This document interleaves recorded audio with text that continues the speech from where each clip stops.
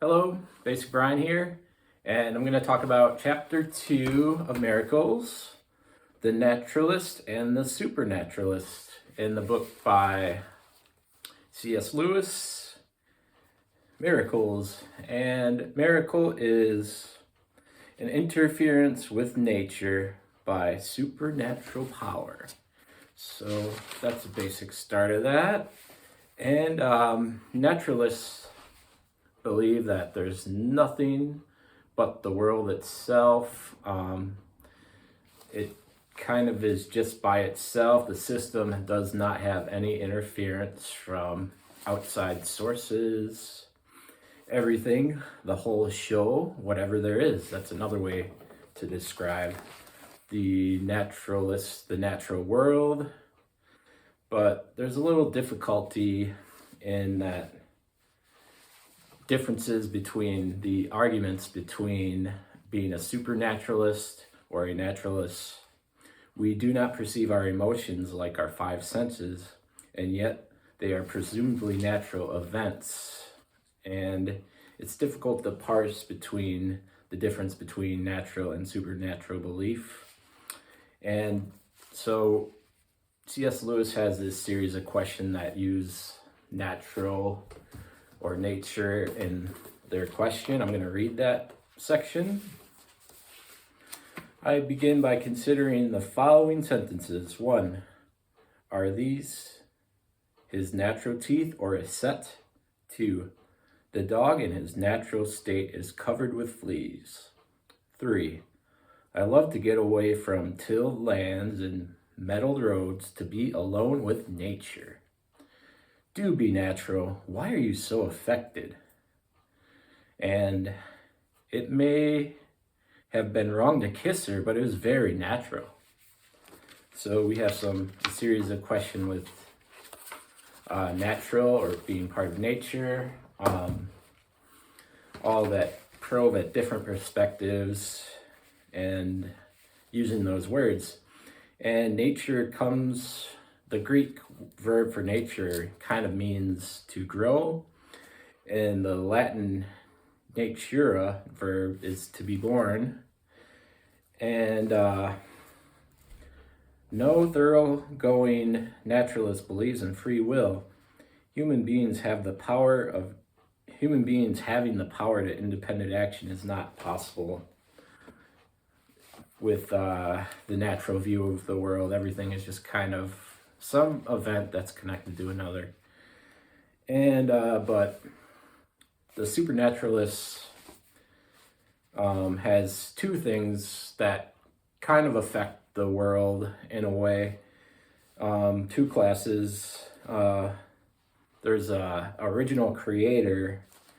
One thing that is basic and original. One thing is capitalized with capital letters, so there's kind of a properness to it. And the second of these classes is merely derivative from the one thing capitalized. And the pictures of reality, the privileges being on its own between naturalists and supernaturalists. The naturalists picture of reality is more democratic, and it's the total mass of things. Everything is kind of equal in its privileges, but in the supernatural, it's more of a monarchy view. The primary thing is the one thing, the creator, and then there's the created beings, and the character of the total system at a particular point in time and space. And the supernaturalists,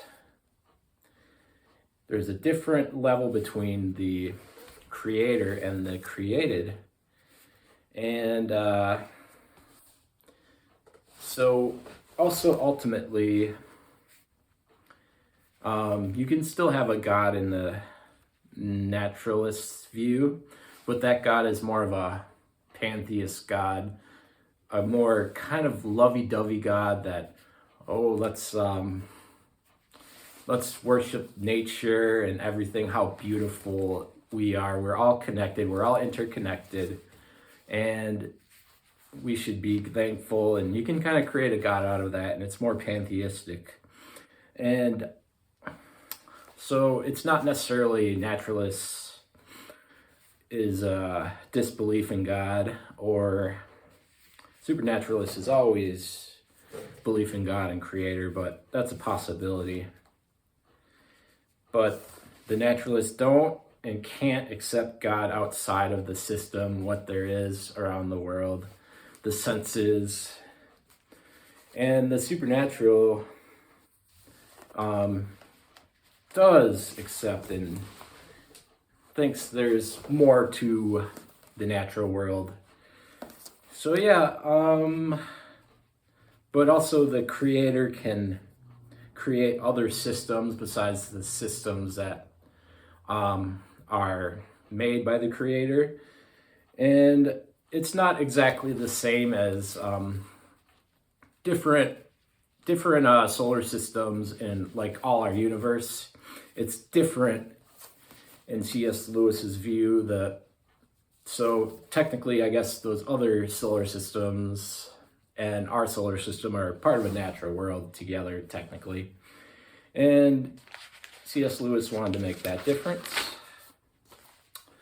But the way in the supernatural world, the different systems are like different novels by a single author. And God may bring separate natures together into partial contact, and that would be kind of a miracle in a way, according to C.S. Lewis.